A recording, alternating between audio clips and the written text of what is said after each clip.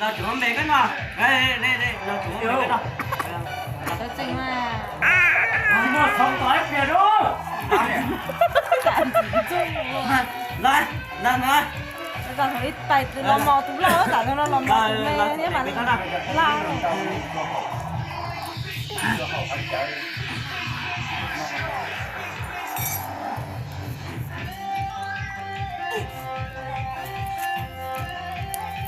Thế mà đó là nó mò lại là chưa, nhưng mà về trái lì mà giờ lên trọng lên cái chi, cái mà giờ này giờ cục lót,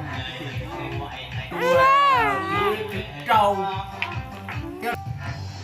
hậu tuần ra thì giờ mua luôn giờ là nhẹ đua thế giờ lọt lọt thì lọt nước thì chỉ dùng cao vậy, xem lũ tập rồi, cái mà chỉ dưới tù đã hơi chỉ cài chuyện đừng bông tờ kho lại chỉ cút thì vô đâu ó để đừng bông tờ tay thì chỉ kho chỉ ở cái kho thế thì tiền một tờ thế Thì cái mà mỗi lần đầu tôi kể chỉ xía hay là liền.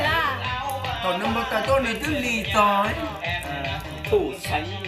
tú đâu đấy cũng chỉ cài nó tú đấy của thì chỉ giống đó nó tụi này nó xỉn này chứ cho lên tận để cái tiền rồi đấy tú có hai con đâu Được. Nó lấy tiền, thế nó bắt đầu tài chứ nó tài nó chỉ có tua đâu. lấy tua cái chè vào con cho nó tung tấu đi chỉ lanh tiền lo Nè, nhà nó mua rồi đi. Mẹ hấm mẹ. Rồi, ba lời nó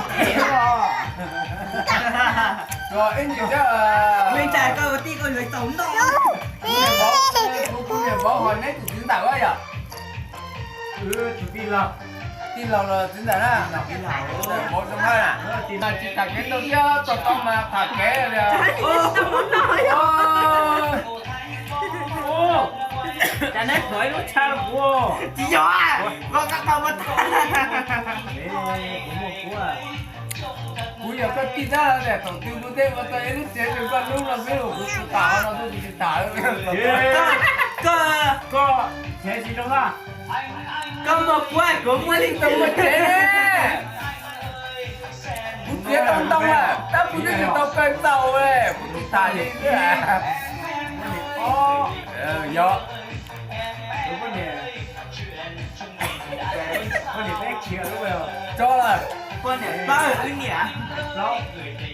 tùng đẹp lắm mà con nịa kia nè Nó thì à, con này ý, lúc trẻ rong thì khó khăn đi vào coi thì no rồi. no mà no à tao có thằng đâu rồi số thằng đâu số cua số thằng đâu số làm lại đó Thế là khi nào số đây tất cả thôi, thì số là sao?